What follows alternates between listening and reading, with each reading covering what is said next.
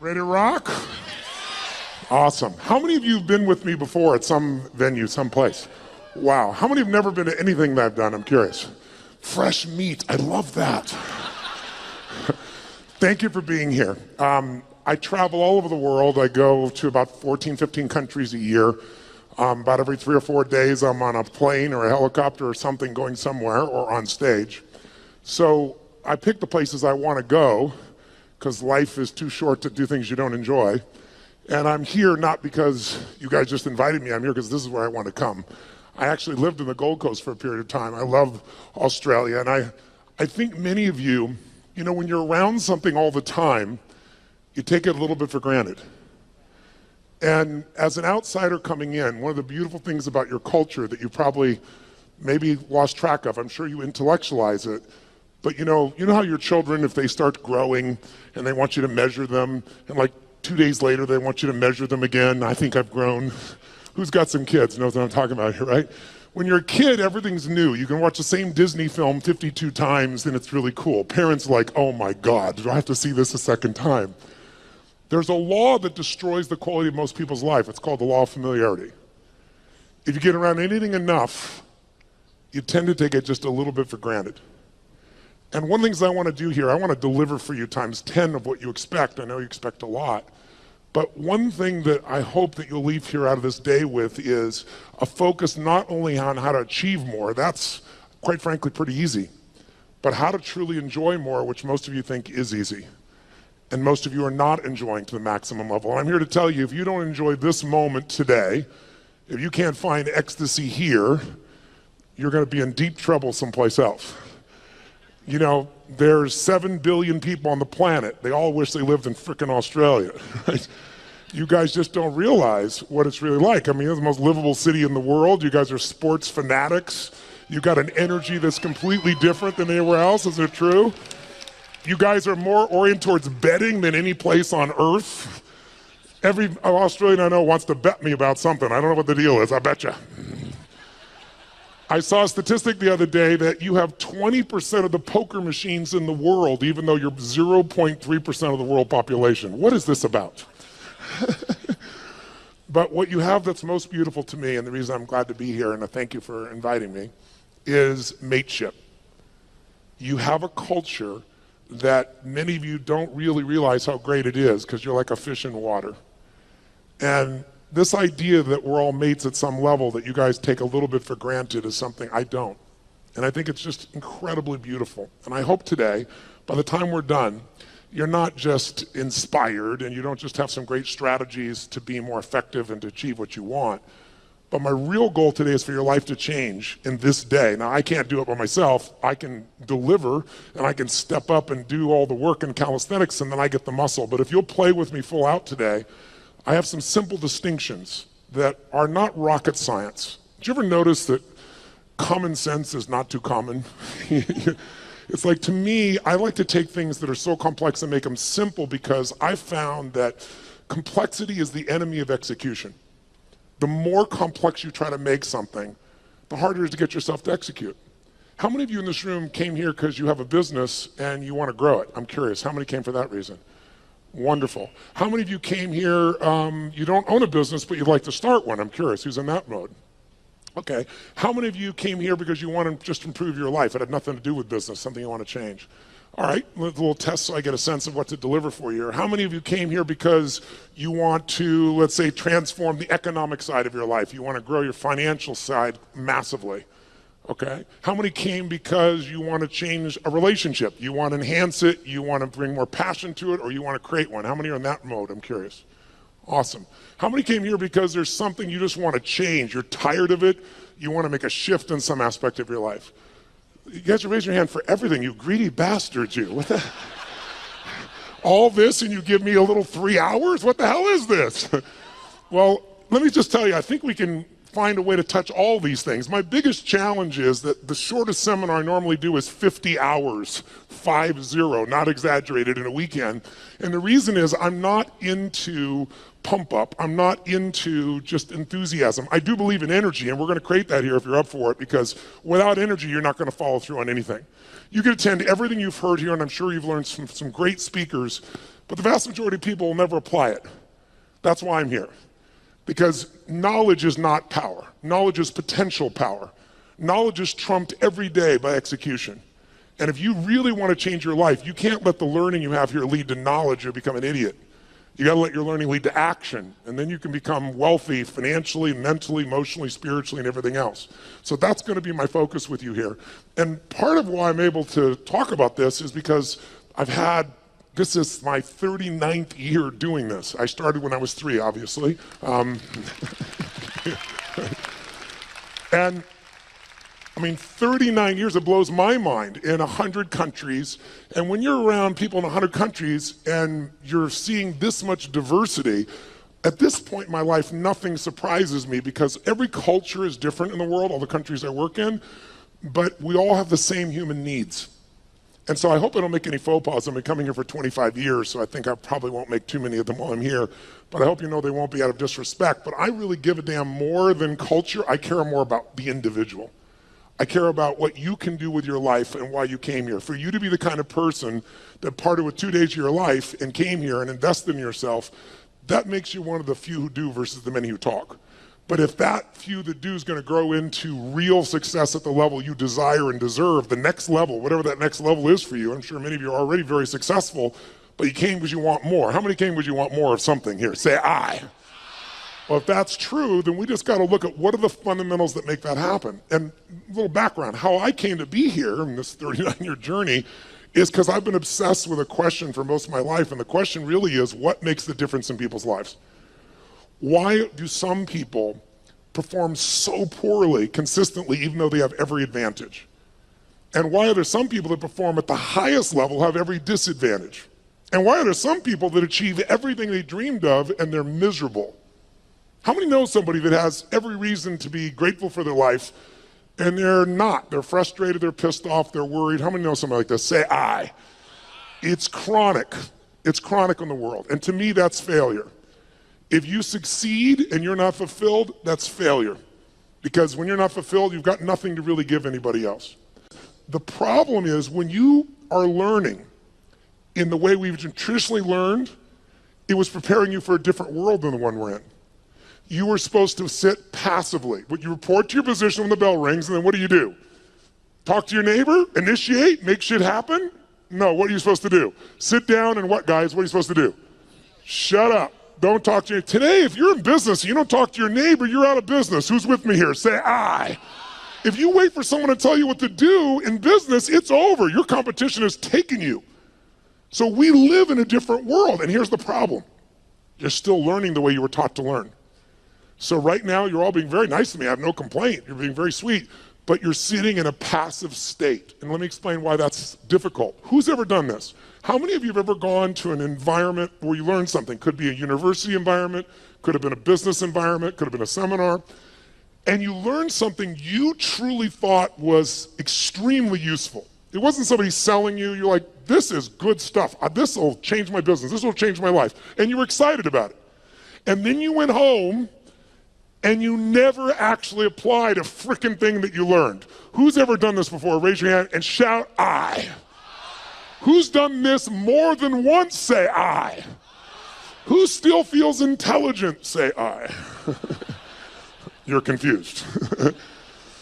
Now, I've done the same thing in the past, and I have to figure out what's the problem here. How could I be this devoted, dedicated guy, commit my money, my time, my energy, go to these events, work my tail off, take lots of notes, and then not apply it? And it's because I was learning in a passive state. Because when you're sitting like you're sitting right now, there's nothing wrong with it, but you will not, how much will you remember? If I asked you, where were you on 9/11, and you're not even Americans, how many can remember the moment when you heard about those planes crashing in the building? You could see where you were, you could remember, raise your hand if you could remember every detail. Wow, tell me where you were on 8/11. You know why? Information without emotion is rarely maintained. If there's enough emotion, if on 8/11 you met a special person in a special place and had a special experience, you might remember that because there's a different level of emotion. So one of the things we want to do is when you're learning in the traditional sense, there's not enough emotion in your nervous system. There's not even enough emotion, there's not enough energy. If there's one thing we have to be successful, I'm wasting my time and I'd be wasting yours if all we do is continue to talk this way. The reason is it might be interesting. As we go through some of the strategies, you'll probably be excited, write them down. But in this level of energy, here's what happens. Whatever state you're in when you're learning, it gets linked to what you're learning. So if you're sitting here and you're really comfortable and you're kind of enjoying this and going, wow, this is pretty good, or wow, that's really interesting, or that could be really valuable, or damn, he has big teeth, or whatever you're thinking right now in your head. If you're doing that in a passive state, then later on when you go to do something, you go, yeah, I'm really gonna do this is really gonna happen, and there's just no energy for it. So the less energy you have, the less likely you follow through and use something. How many follow here? Say I. And so, but some of you might say, yeah, but Tony, I've been here 2 days and it's great to be here with you, but I'm a little tired, it's late in the day, that type of thing. What you gotta understand is this, as a business owner, as a professional, as somebody who's gonna be the best in the world at what you do or believes that you are, there's nothing more valuable than energy. Nothing moves without it. And the lower the energy, low energy, things break down. High energy, you can build, you can create, you can do anything. Energy has nothing to do with age, food, sleep. It's something that comes with a psychology. Without the energy, anything else I'm gonna talk to you about is a waste of time. So you and I need to establish a new standard for energy. Now, here's what I want to talk to you about. You have all these things you want me to give you in the next 2.5, 3 hours. Just make me rich, make me happy, give me lots of sex, make sure that I feel totally confident, grow my business 100%. I'll give you a couple hours, go for it, kid. So here's the truth. Tell me if I'm right or wrong about this. You tell me. If I were to take all the things that you say you want and I was to generalize them up into a deeper, richer concept of what you really want, you don't just want these individual things like lose weight or have more energy or make more money or have a better relationship. How many would agree what you really are after is an even more extraordinary quality of life? That you want, as great as your life may be, you want more joy, more passion, more aliveness, more impact, more success. Who can relate to this here? Say I. Then in order to create an extraordinary quality of life, you have to define it. So what is an extraordinary quality of life? What would a magnificent life be? It's not for me to define. It's for you to define on your terms. To me, an extraordinary life is life on your terms. What would it look like if you really, truly, without bullshit, without exaggeration, could look yourself in the mirror and say, holy shit, look what I created. Look at the life that I've created. Now, some of you truthfully could do that now. You just don't do it enough. But I know you want more, so let's look at how to do that. I would say to you, there are 2 master skills. I invite you to write them down. 2 fundamental skills that you have to master to have an extraordinary life that lasts. It's like getting rich. Anybody can get rich. Staying rich is a different thing, right? And I don't just mean financially rich. I mean emotionally, spiritually, physically, relationship rich, all the riches that are available to us. What are the 2 skills? The first skill is the science of achievement. The science of achievement. And notice I said science. The reason is because achievement is a science. And anyone can learn it. It doesn't matter your age, it doesn't matter your background, it doesn't matter anything. The only thing that limits you is limiting beliefs. But once you figure out the science, for example, I just spent the last 4 years interviewing 50 of the most brilliant financial minds on the planet. All people who are not part of the Lucky Sperm Club, meaning they actually earned it themselves. They started with nothing, and they built billions of dollars, and I want to see, was there common denominators? And there were. And if you practice what they teach, which is what I put into a book, if you do it, there's zero question what you do. I applied what I've learned the last 4 years and tripled my net worth, which was already extremely high. And it all just came from applying what I learned. Because I went to the very best on earth, success leaves clues, figured out what they're doing, did it myself, and I teach other people too as well. Your body, we're all unique biochemically, but not that unique. meaning there's certain fundamentals related to health, vitality, and energy. There's certain laws. If you violate those laws, you're gonna have low energy and you're gonna have dis-ease in your body. That's what disease is, dis-ease, right? If you align with them, you're gonna have enormous amounts of energy and you're gonna have an extraordinary life because you'll have the energy to make it happen. But those are principles, there are laws. You violate them, you pay the price. Whether you like it or not doesn't matter. Your beliefs don't matter. What matters is those are the rules. Now, all of you in this room, my bet is, have achieved a hell of a lot or you wouldn't even come here. The people that need something like this event the most rarely come. The people that are already successful, to some extent, they want more. They've got momentum, that's why they come. But let's point out real fast what does it take to achieve. I want to give you what I believe, and you tell me if this is right or wrong, and maybe the best way to do this is to measure it. So I want you right now to think of something that you've achieved in your life that once seemed difficult or impossible to you. Something that once seemed like it was a pipe dream, like it would be impossible, but today it's in your life. That might have been starting your own business and now you have it. That might have been a person you wanted to go out with, you're hoping they'd say yes to going out, you're hoping you'd kiss them, you're hoping you'd make love to them, and now you're married to them, good morning, and you got it. Law of familiarity, right? But it was once a dream, it was once like unbelievable, it seemed impossible. Maybe it was earning a certain amount of money. Maybe it was something simple like, how many of you when you were really young, there was a car that was like, or maybe even today, there was a car that was a symbol to you of freedom or success or something. Anybody have a relationship like that, something, right? So you wanted it and it seemed impossible and then you made it happen. How many can think of something right now that once was impossible and it's in your life today, solid, you made it happen? Let me see your hands, say I. Then here's what I found, the best way to figure out how to duplicate success is to study how you've already done it. So think of that situation that once seemed impossible. It's now in your life. When it was impossible, what made it go from impossible to your life?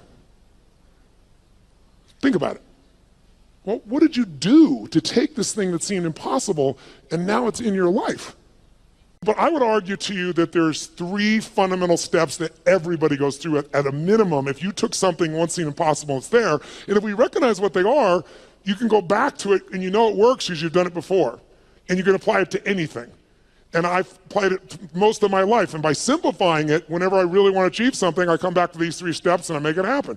So the first step is, tell me if this is true for you. You became obsessed by it. This thing you wanted, you didn't just want it, your hunger for it got stronger. Your desire for it got stronger. She's smiling, yes. Was it him? Good, I like that. Lucky man, right? But you had this hunger, you had this desire, but it's a hunger and a desire that wouldn't go away. People always ask me, one of the most common questions I'll get asked by people in the media is, Tony, is there a common trait? Because I coach all these multi-billionaires now at this point in my life. So I've got guys that have now become, I've coached them, but they're now my friends. So people, like to give you an idea, Mark Benioff, who started Salesforce.com from 0, and they're going to do this year $8 billion. And he did it right out of one of my seminars. Came up and told me, you convinced me, I'm leaving my company, I'm gonna start this business, I'm gonna apply the principles you taught. He said it's called Salesforce.com, I'm leaving Oracle, we're gonna do $100 million. He thought that was big, now they're doing $8 billion. But I'm coaching these people. Or to give you an idea, Sir Richard Branson. Richard's a good friend of mine, 400 companies he has. He's just, and you say, what do these people have in common? A Steve Forbes, what do they all have in common? What they have in common is hunger. A hunger that doesn't go away. Most people are hungry because things are uncomfortable, they don't like how it is, and they go to try to fix it, or they lose weight to get in a bikini for a month or whatever it is, but the hunger doesn't last. The people that are most successful on the face of the earth, I think intelligence is one of the most valuable things a human being can have and develop. But how many of you know somebody who's incredibly smart and can't fight their way out of a paper bag, right? So intelligence is not enough. What's gonna make you maximize your ability is hunger. A hunger that doesn't go away. So in the area where you achieved, your hunger was sustained. You got hungry, you got desirous, but you didn't let it go. How many can relate to this when you think about this item, this situation? You were hungry, you were driven, and you wouldn't let it go. How many can relate to this? Say I. And because you had that hunger, what did it do? It gave you the drive to do something, which is the second step. Once that hunger is strong enough, it'll pour you into action. So step 2 is you gotta take massive what? Massive, write down, massive action is the cure-all. We all know it, but we forget it. People say, I don't know what to do. Here's what you do. Try anything. I don't know where to start. Throw up a rock, wherever it lands, start there. The next person goes by, go, I need to talk to you. You're the first person after the rock. Whatever it takes, you can get them going. But what people do is they think they have to know the answer. What they really got to do is get into action. But it's step 2 has 2 parts. Take massive action and effectively execute. Because if your goal was, let's say, to see a sunset, that's your whole goal, and your plan as you start taking action by running east looking for that sunset, I don't give a shit how positive you are. I don't care how much you believe. I don't care how enthusiastic you are absolutely not going to get the result because you have the wrong strategy, right? So you have to effectively execute. But if you take massive action and what you're trying doesn't work, what should you do? If you have this big goal and you're on fire for it and you're going to make it happen and then you try something that doesn't work, what should you do? Try something else. And what if that doesn't work? What should you do? And what if that doesn't work? What should you do? Come on, guys. If that doesn't work, what should you do? If that doesn't work, what should you do? If that doesn't work, what should you do? I'll give you an example. How long would you give your average baby, your average child, to learn how to walk? How long would you give your average child before you say, hey, stop, you're just not a walker? You go, what are you, crazy? My kid's going to keep trying until he or she walks. Magic formula. No one or almost everyone in the whole world walks. But watch. How many of you like to sing when no one's around? How many sing you sound like hell? Let me see your hands. Why aren't you a singer? Because early in your life someone said, that's horrible. Shut up. That's terrible. Don't do that anymore. You're not a singer. And you believe them. Instead of keep changing your approach until you became a singer. There's nothing you can't create. If you're hungry enough, if you take enough massive action, and if you keep changing your approach until you find the way to effectively execute. Now, there is a way to speed this up, and that is to model someone who's already getting the result you want. Why reinvent the wheel, right? If you find this woman is able to have this incredible relationship with her man and she doesn't bitch about him all the time, they're in love, they're passionate for each other, she's not lucky. You want to find out, what is she doing differently with her man than you're doing, right? What's he doing differently with his woman than you're doing? Because if you find that out, you're going to find out it isn't luck. There's something underneath it all. And once you know what that something is and you effectively execute, then you only need one more thing to achieve what you want. And that's grace. Or some people call it God. Some like to call it luck. But there is an amazing thing I've learned in my life. The harder you work, the more focused you are, the more committed you are, the more flexible you are, the more grace tends to come to you. And the more you acknowledge grace in your life, that no matter how hard you and I work, there's still grace that we even born in this time in human history. I mean, there wasn't a better time in your life or any lifetime to be an entrepreneur than there is today. There's more resources available at your fingertips, it's in your pocket, for God's sakes, than ever existed in the history of the world. And it's going to change every aspect of your life, and you want to be ready to take advantage of that. But it's really hard to take advantage of things when you're busy not noticing all the grace that already exists. I found when you acknowledge it's there. Who can align with this? Who's ever felt that sense of guidance or grace in your life? Pretty beautiful. So to achieve, that's really all it takes. How many of you did these 3 steps? How many of you became obsessed about this thing you wanted and wouldn't let it go, and your energy built and your desire built, and then you took massive action, and you didn't know what the hell you're doing, but you've maybe changed enough times till you figured it out, and some grace came to you and it worked it out. Who's done this before? Say I. Then I'm here to tell you, whatever's not in your life today that you want, go back to those 3 steps. As basic as that is, that's all it takes. And we make it so much more complex in our minds. And that's why most people don't achieve. They get fearful because they make it bigger than it is. And you can speed it all up by doing what I've done throughout my life. Go find someone who is the best in the world at what they're doing and suck out of their brain whatever they know. But there's a second key lesson. Because how many of you have ever done this? How many of you have ever achieved a goal that you worked your tail off to get to, and then you achieved the goal and your brain said, is this all there is? Who's had this experience before? Say I. Isn't that a brutal experience? I'd rather fail because, you know, if guys like you and I, ladies and gentlemen in this room, were to fail, you don't accept failure, right? You just get up and try something else. So Failure is actually better because you could still succeed. When you succeed and you're not happy, now you're what I call technically screwed. That's demoralizing because you worked your guts out and you achieved it and you're still not fulfilled. So the second lesson I believe is even more important. And this lesson, if you can take it home tonight, I'm telling you will change your life more than anything else I know. And I know it from 39 years of working with people, including myself. The second lesson is you must master the art of fulfillment. The art of fulfillment. And that sounds so basic, doesn't it? The art of fulfillment. But notice I didn't say the science of fulfillment. Why? It's not a science. You know why? Because what's going to fulfill you, my dear, you and you, even if you're dear friends or family, is not the same. Fulfillment's an art. If you want to know what fulfills people, look around this earth. You got to find what it is that will light you up. Because otherwise you achieve and you're not fulfilled. As I said earlier, success without fulfillment is the ultimate failure. You think that if you achieve, you're going to be happy. And I'm here to tell you, you got to happily achieve. And that sounds just like changing one word, but it's a different life. And in order to do that, you have to decide that fulfillment is even more important than achievement. And by the way, you don't have to choose. When you're really fulfilled, you tend to achieve more. But if you're going to be fulfilled by something in the future and you can't find ecstasy in this moment, you won't find it in the future. More money, more accolades, more acknowledgement, more love, more alcohol, more sex, more whatever it is, it's not going to give you more ecstasy in the future if you can't find that ecstasy now. It's the most important decision of your life you could make today, and it could be worth the entire 2 days times 1,000.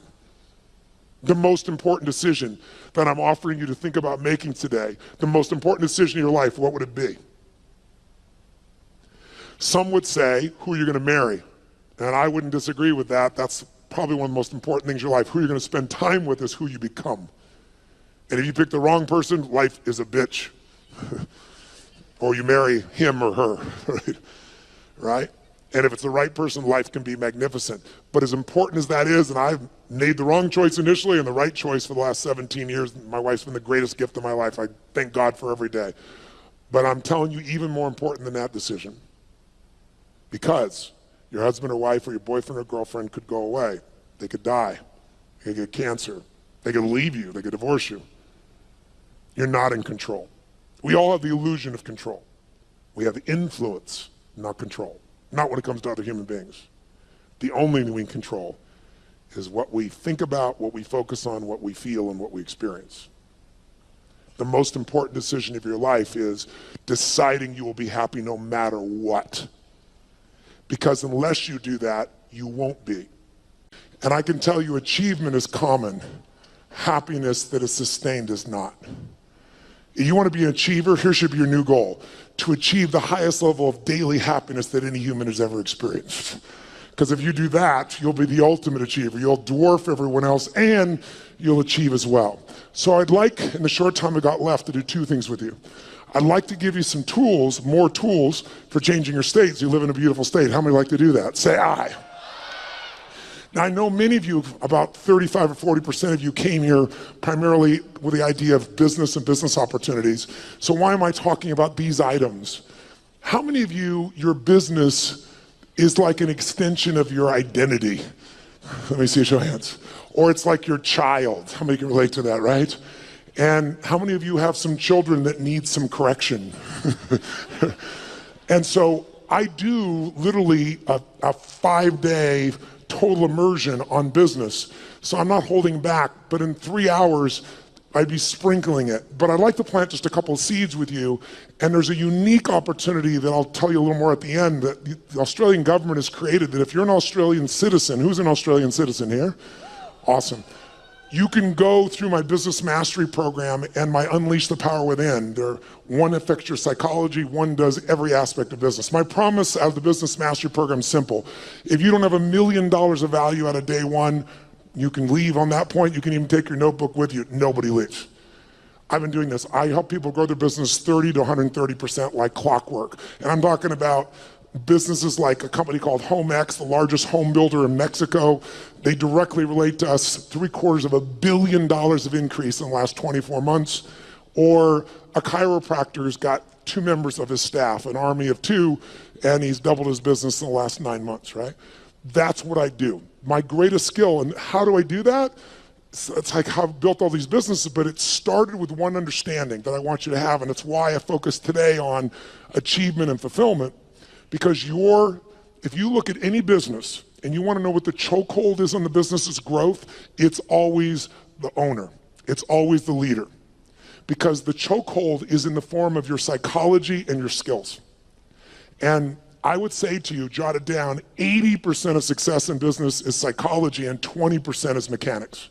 Now, don't get me wrong, I'm a big believer in strategies because I know one strategy can save you a decade of pain. One strategy can make you $1 million.